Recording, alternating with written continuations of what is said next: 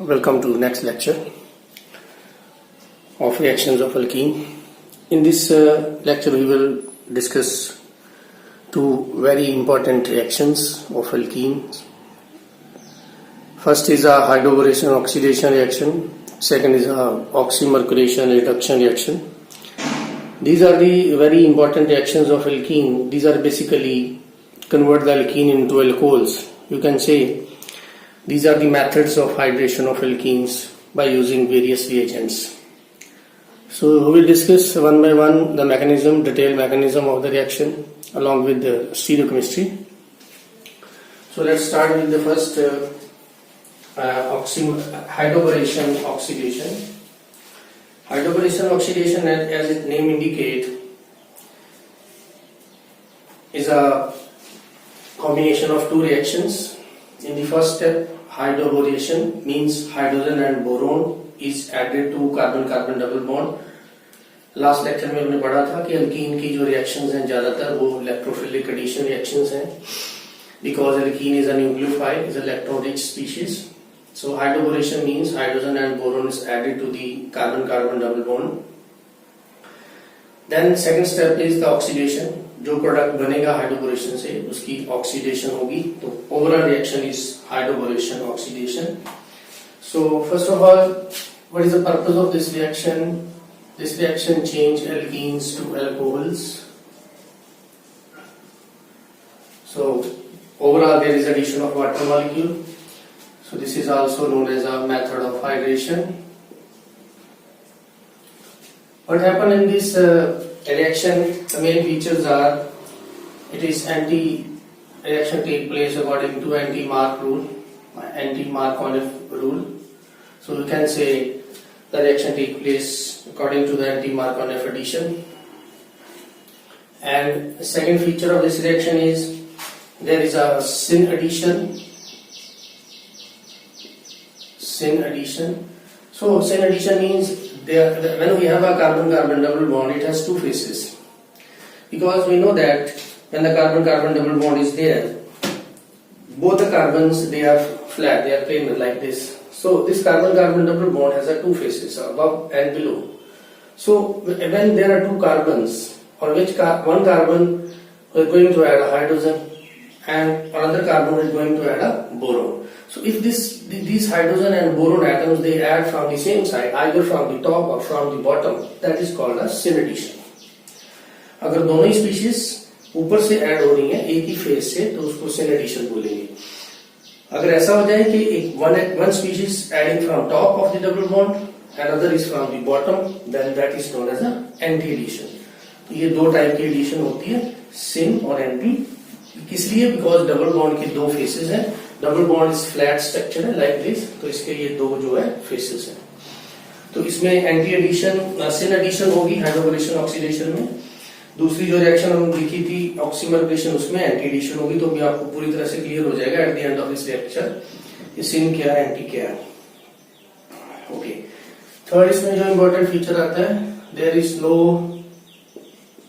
Intermediate carbocation formation. Carbocation इसमें नहीं बनता. तो इसका जो रिएजेंट है, क्या रिएजेंट्स हम यूज करेंगे, वो होता है number 1 BH3 in the presence of tetrahydrofuran. ये सॉल्वेंट है इसका. ये जो इतना रिएजेंट है इसमें BH3 जो है मेन इलेक्ट्रॉन डेफिशिएंट डिस्टिलुएस एसिड रिएजेंट है जो हाइड्रोबोरेशन करेगा. हाइड्रोबोरेशन होने के बाद दूसरा जो रिएजेंट इसमें है वो है hydrogen peroxide in the presence of basic medium. तो ये ऑक्सीडेशन के लिए. फर्स्ट जो है वो हाइड्रोबोरेशन के लिए, सेकंड जो है वो ऑक्सीडेशन के लिए. तो कॉम्बिनेशन ऑफ टू रिएक्शन है ये हाइड्रोबोरेशन ऑक्सीडेशन. तो अब रिएक्शन देखते हैं. तो इसमें ओवरऑल चेंज क्या होगी, that there alkenes that will change to alcohol. So suppose हमारे पास ये एल्कीन है, ब्यूटीन, आइसोब्यूटीन, और you can say 2-methyl protein. इसमें हम डाल रहे हैं फर्स्ट एजेंट हमारा क्या था, फर्स्ट एजेंट था BH3 THF. THF सॉल्वेंट है टेट्राहाइड्रोफ्यूरेन जिसमें रिएक्शन होगी because you can't use water that will act as a nucleophile, that may spoil the reaction. So BH3 is a Lewis acid, means it has a tendency to accept a electron pair. Why? Because boron is a electron deficient species. Boron is the electron deficient species. So before doing the actual reaction, let's see the periodic table here. So this is your periodic table, and here we have a boron, and here we have a carbon. Group number 13 boron, group number 14 carbon. So which want electron out of boron and carbon? किसको electron ज्यादा चाहिए? Easily कौन electron चाहता है? Which will accept electron faster? Boron. Why? Because boron is electron deficient. But अगर हम देखें इसकी इलेक्ट्रोनेगेटिविटी ज्यादा है, तो इलेक्ट्रोनेगेटिविटी तो कार्बन की ज्यादा है, तो इसका मतलब है इलेक्ट्रोनेगेटिविटी का इलेक्ट्रॉन एक्सेप्टेंस के साथ कोई लिंक नहीं है. बोरोन को इलेक्ट्रॉन चाहिए because boron is electron deficient. उसके पास इलेक्ट्रॉन जो है 6 है आउटर शेल में, that is a 2 electron deficient. लेकिन इलेक्ट्रोनेगेटिविटी किसकी ज्यादा है? वो कार्बन की ज्यादा है. तो tendency to attract share pair of electron अलग चीज है, टेंडेंसी टू टेक इलेक्ट्रॉन, किसकी इच्छा ज्यादा इलेक्ट्रॉन लेने की? वो बोरोन है. इन दोनों के बीच में इलेक्ट्रोनेगेटिविटी आ जाती है हाइड्रोजन की. हाइड्रोजन की इलेक्ट्रोनेगेटिविटी बोरोन से ज्यादा है, कार्बन से कम है. जनरली ऑर्गेनिक कंपाउंड के अंदर अल्केन्स में हम कह देते हैं कि carbon and hydrogen bond are non polar because their electronegativity is almost same. But carbon की इलेक्ट्रोनेगेटिविटी थोड़ी सी हाइड्रोजन से ज्यादा होती है, कम होती है, और बोरोन से जो है वो हाइड्रोजन की इलेक्ट्रोनेगेटिविटी ज्यादा होती है. इन बिटवीन आता है हाइड्रोजन. तो हम देखिए यहाँ पे, अगर मैं इसको लिख रहा हूं BH2. अब हमारा इलेक्ट्रोफाइल कौन है? हमें पता चल गया BH3 because it's electron deficient. हमारा न्यूक्लियोफाइल कौन है? पहली रिएक्शन की तरह जितनी भी रिएक्शन हमने की, that is alkene. This is electron rich. So now these two electrons which are forming a pi bond, they will act to boron to complete, to fill its p orbital. Its empty orbital is there. So these two electrons, they go into the empty p orbital of boron. Now what the hydrogen? Because hydrogen is more electronegative than this boron. Hydrogen is more electronegative than boron. So these two electrons, they attack on this carbon. So now bonds are formed. See, on this carbon we have a hydrogen, 2 electrons. These electrons are of hydrogen, hydride, H negative. And on here we have a BH2, and these electrons are of double bond. Sometimes we represent the intermediate as a 4-center transition state, like this. I represent it like this: hydrogen, BH2, and like this 4-center transition state. But ultimately this bond and this bond will break to form this intermediate. Now from here we can see that hydrogen and boron are added to carbon-carbon double bond. Hydrogen is adding to this. Hydrogen is, because hydrogen is small, so that will prefer a more hindered site because it can approach easily here. BH2 group is big, so that cannot approach more substituted carbon. So that will attach to the less substituted carbon. So this form the base of the anti-Markovnikov rule, anti-Markovnikov addition. So hydroposition means addition of hydrogen and boron, and both are added from the same side, from the top or from the bottom, from the same side, because this is concert addition, synergic addition. जब भी ये boron के attack करेगा तभी जो hydrogen है वो carbon के ऊपर अटैक करेगा, तो एक ही साइड से दोनों हाइड्रोजन और बोरोन ऐड होंगे. तो this is syn addition and this is anti Markovnikov because this part of the molecule is big in size, large है इसका साइज, तो वो लेस सब्स्टिट्यूटेड कार्बन में ही ऐड होगा. तो ये हमारा इंटरमीडिएट बन जाता है. इसमें अगर हम 3 मॉलिक्यूल ऐसे ही एल्कीन के और डाल दें, 2 molecule, because you can add 2 more molecule because these hydrogen also going to the place. So at the end we will get this here. We have a 3B. This is total hydroboration. तो अब ये पूरी की पूरी hydroboration जो है वो हो चुकी है. अब इसके बाद जो स्टेप होगा वो हमारा होगा ऑक्सीडेशन का। तो इसमें आपने ये ध्यान रखना है कि ये जो हाइड्रोजन एंड बोरोन है there added from the same side, and boron वाला जो पार्ट है that will add to less substituted carbon that form the basis of anti Markovnikov addition. अब करेंगे इसकी ऑक्सीडेशन। अब हम ये स्पीशीज ले लेते हैं, इसमें हम करेंगे ऐड BH2+। ऑक्सीडेशन के लिए हमारा एजेंट क्या था? उसके लिए हमारा एजेंट था हाइड्रोजन पेरोक्साइड, उसमें डाला था बेस। तो बेस क्या करेगा? एक हाइड्रोजन को अब्स्ट्रैक्ट कर लेगा, तो ये हमारे पास क्या बन जाता है? ये हमारे पास बन जाता है deprotonated peroxide ion. This is deprotonated peroxide ion. Deprotonated, इसने एक प्रोटॉन किसको दे दिया? OH, बेस डाला हुआ है तो बेस ने प्रोटॉन एब्स्ट्रैक्ट कर लिया। तो अब ये जो HOO है, डीप्रोटोनेटेड पेरोक्साइड आयन, अब देखेंगे out of these two which part is nucleophile, which is electrophile?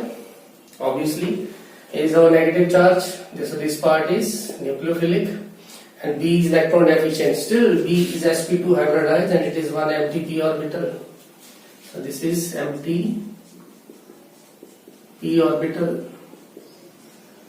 So what will be the reaction? It's clear that this oxygen fill up this p orbital. That will fill up this p orbital. So what will be the product? We have BH2OOH।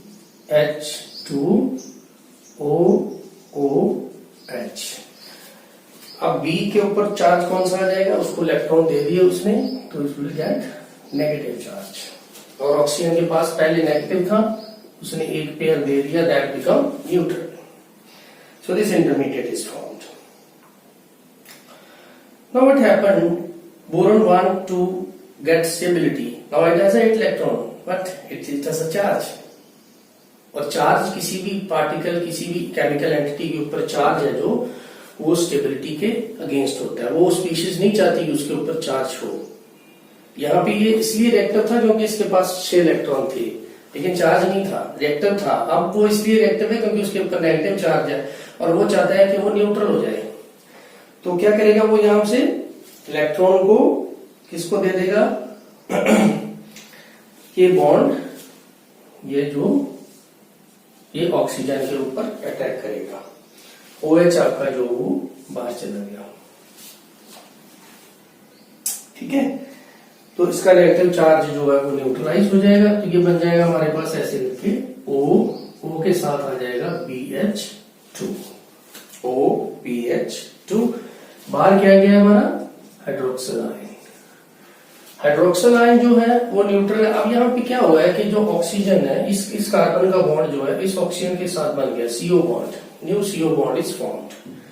CB bond stable नहीं था because उसके boron के ऊपर negative charge था। Boron अपना charge जो है loose करना चाहता है, तो उसने लूज किया, लेकिन अभी बोरोन फिर से क्या बन गया? Electron deficient. उसके पास एम्प्टी p ऑर्बिटल फिर से आ गया, तो फिर क्या होगा? इसके पास एम्प्टी p ऑर्बिटल फिर से आ गया, तो ये न्यूक्लियोफाइल फिर इसके ऊपर, बिकॉज इट इज इलेक्ट्रोफाइल।